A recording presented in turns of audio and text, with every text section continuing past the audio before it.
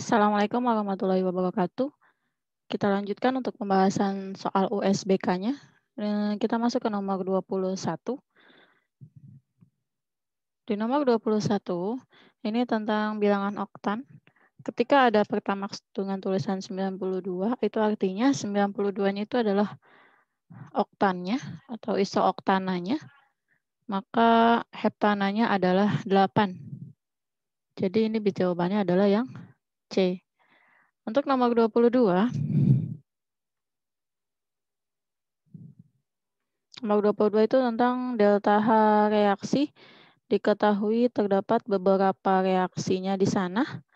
Yang pertama, kita buat dulu reaksi untuk membuat reaksi yang seperti ini, kita menggunakan 3 reaksi ini. Oke, pertama ada MO2, ada di reaksi yang pertama ini. Berarti kita ambil MO2 reaksi yang pertama. Di depannya ada angka 2, berarti semua reaksi di sini kita kalikan 2. Berarti kalau kita tuliskan 2MO2 tambah 2CO 2MO plus 2CO2. Nah, delta H-nya dikalikan 2. Berarti min 40. Oke, selanjutnya CO ada di 3 reaksi, nggak usah kita hiraukan. Ambil M2O3-nya. M2O3 di sini, ada di sini, berarti kita ambil reaksi yang ke-3. Tapi posisinya berbeda. Berarti ini kita balik dulu, lalu kita bagi 3 supaya jadi 1 di sini. Berarti kita balik, dibagi 3. Dibalik dan dibagi 3. Kita balik berarti M3O4 dulu yang dituliskan. Kita bagi 3, berarti 2/3. Kita bagi 3, 1/3 CO2. Lalu ada 3 bagi 3, berarti 1 ya. M2O3 plus 1 dibagi 3 CO2. CO. Nah, delta H-nya, karena min 12 ketika dibalik menjadi 12, menjadi positif. Lalu kita bagi 3. 12 bagi 3 berarti dapatnya adalah 4. Next, sudah ada 2 reaksi CO2 ada semuanya ya. Nah, ada 2 reaksi yang dipakai, yang ini belum. Nah, berarti kita menggunakan reaksi ini. Buat apa? Kita perhatikan di sini. Ada M3O4, itu tidak bisa kita dicoret dengan siapapun yang ada di reaksi 1. Baik, kita harus menggunakan reaksi yang ini untuk mencoret M3O4. Karena kita mau coret, berarti posisinya harus berbeda. Tapi angka depannya harus sama. Oke, M3O4 ini kita pindah ke sebelah kanan. Berarti reaksinya kita putar. Ini jadi M3O4-nya di sebelah kanan. Lalu di sininya ada MO sama CO2. Nah, karena di sini koefisiennya 1 sedangkan sini 2/3, berarti semuanya harus kita kali dengan 2/3. 2/3, salah. MO-nya ada 3, berarti 3 dikali 2/3. Terus CO-nya kasih angka, CO2-nya kan sini 1, udah ditambahin 2/3.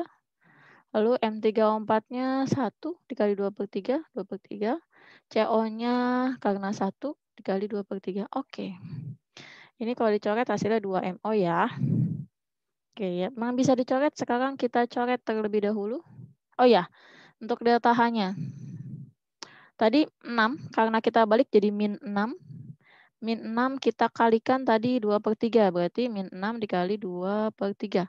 Min 6 dikali 2, berarti min 12/3, berarti min 4. Berarti di sini delta H-nya adalah min 4.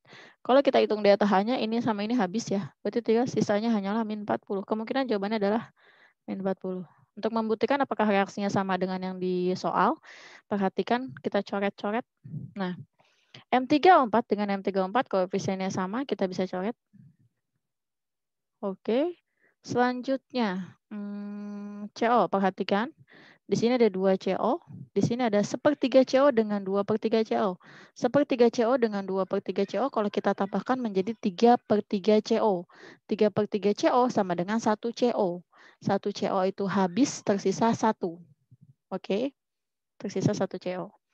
Sekarang di sebelah sini CO2, 1/3 CO2 dengan 2/3 CO2 itu sama yang tadi menjadi 1, sedangkan sini ada 2, berarti sisanya adalah 1. Oke. MO ada 2, MO2 bisa dicoret lagi. Nah, yang tersisa ada di sini 2 MO2 yang atas. Habis semuanya, di sini ada 1 CO, berarti ditambah CO. Di sini habis, di sini ada 3/3 itu sama dengan 1 ya. Berarti M2O3-nya 1 sama CO2-nya 1. Nah, reaksi ini sama dengan yang ini dengan delta H-nya min 40. Makanya jawabannya adalah yang E. Itu nomor 22. Selanjutnya masuk ke nomor 23. Ini tentang entalpi penguraian. Kalau penguraian berarti ada senyawa lalu diuraikan. Ada KNO3 kita uraikan. KNO3 kalau diuraikan itu menjadi KNO. Yang gas yang mana? N itu adalah gas pakai angka 2. Kalau gas pakai angka 2, O juga angka 2. Delta H-nya tinggal langsung dimasukin aja ya, X.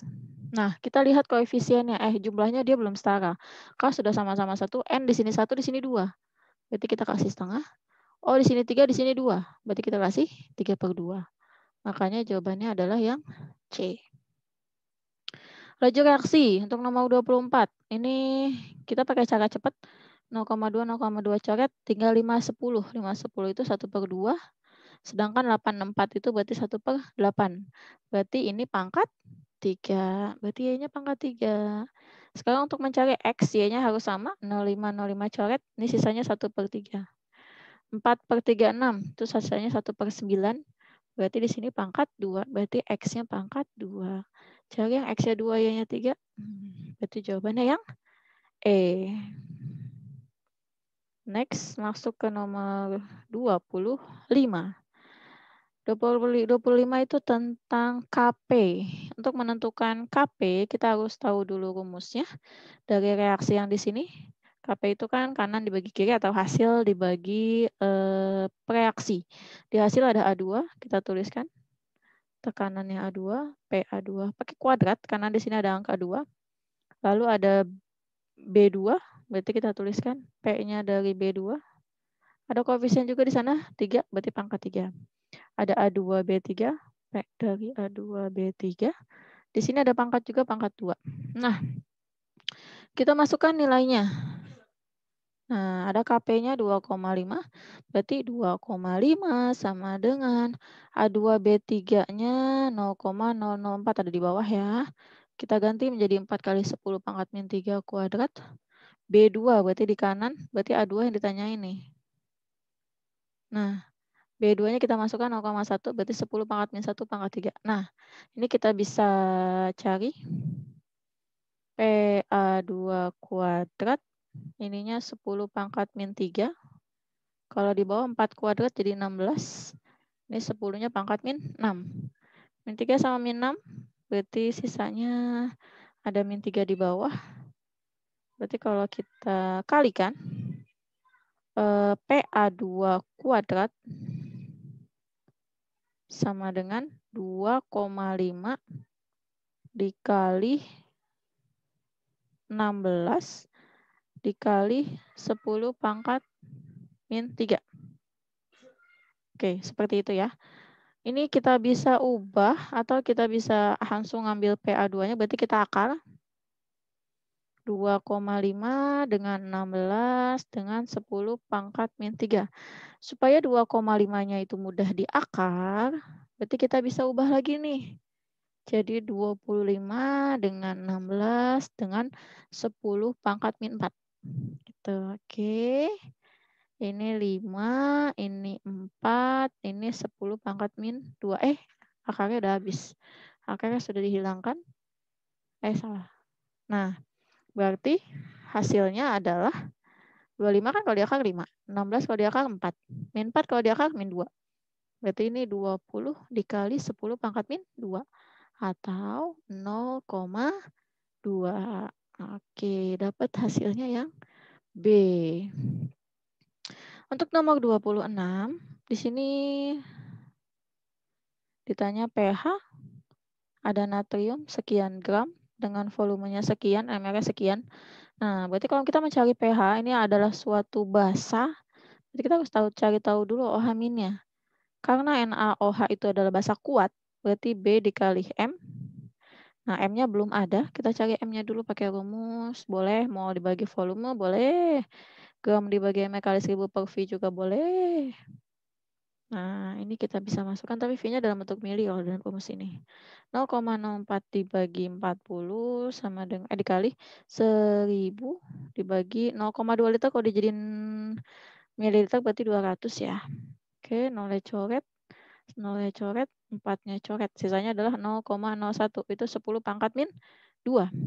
B-nya itu 1, karena NaOH, OH-nya itu ada 1, berarti valensi basanya cuma 1. M-nya 10 pangkat min 2 dari sini ya. Berarti didapatkan POH-nya min log 10 pangkat min 2, berarti hasilnya adalah 2. Lalu untuk pH, ini kita gabungin. pH-nya berarti 14 dikurang POH.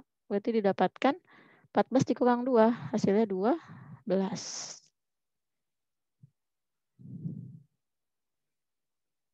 Oh, ini lupa nih angka 2-nya. Ada 0,1 bagi 2 di sini. Dibagi 2 berarti hasilnya harusnya 5 kali 10 pangkat min 3. Oke, kita ubah ya. 5 kali 10 pangkat min 3. 5 kali 10 pangkat min 3. Berarti di sininya 3 min log 5.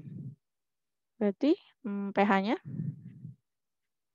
14 dikurang 3 min log 5.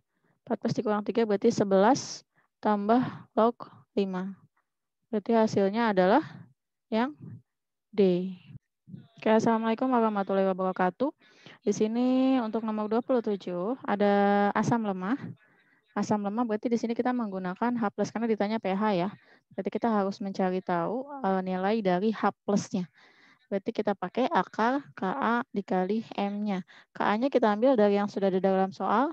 Di sini ada 3 Ka yang digunakan adalah Ka yang pertama, ionisasi yang pertama. Ini salah ya, tidak ada ya. Nah, di sini M-nya belum ada, berarti kita harus mencari M-nya dulu, molaritasnya dulu, konsentrasinya dulu. 0,288 dibagi pakai gram per ml dikali 1000 per V ya. 1000 per V-nya 1200 ml. Ini tinggal kita coret 0 sama 0. Nah, di sini sisanya berarti 0,288 dibagi 72.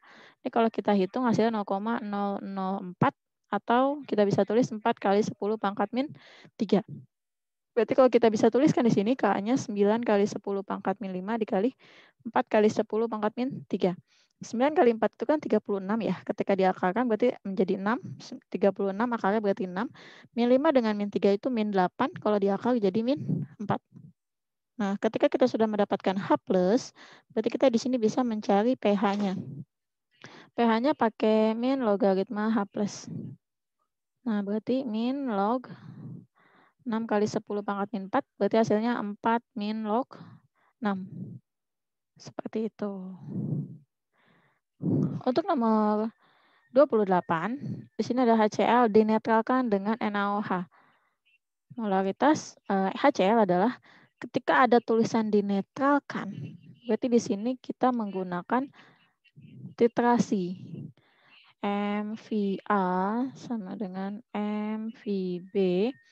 Nah, kita masukkan untuk asam, M-nya yang ditanyakan ya. V-nya kita masukkan 25 mili. A-nya itu adalah valensi asam. H itu adalah menunjukkan valensi asam karena hanya cuma 1, berarti A-nya 1. M-nya itu 0,05. Volumenya 40. B-nya itu valensi basa. Di sini valensi basanya kita lihat OH-nya. OH-nya ada berapa di sana. Karena cuma ada 1, kita tulis 1. Nah, ini tinggal kita kalikan saja. 25M sama dengan, kita hitung dulu 0,05 dikali 40. 0,05 kita kalikan dengan 40. Di sini 2, berarti M-nya sama dengan, kita tinggal bagi saja 2 dengan 25. Oke, hasilnya di sini adalah 0,08 M. Seperti itu. Lanjut untuk ke nomor 29.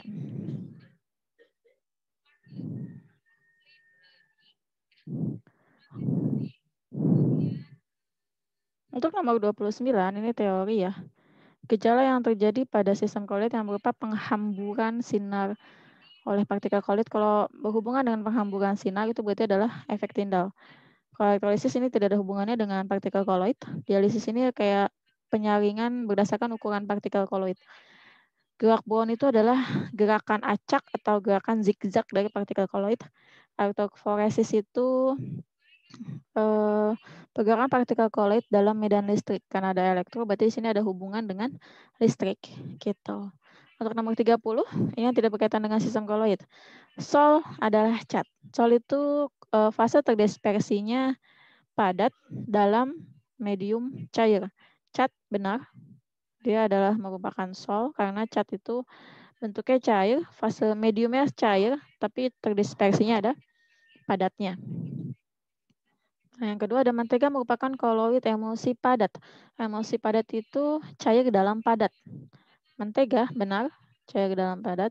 Styrofoam itu gas dalam padat, betul. Karena styrofoam ada lubang-lubangnya, itu menunjukkan kalau ada gas di dalam padat. Air soda merupakan jenis koloid padat dalam cair. Air soda tidak ya. Jadi air soda itu bukan termasuk koloid.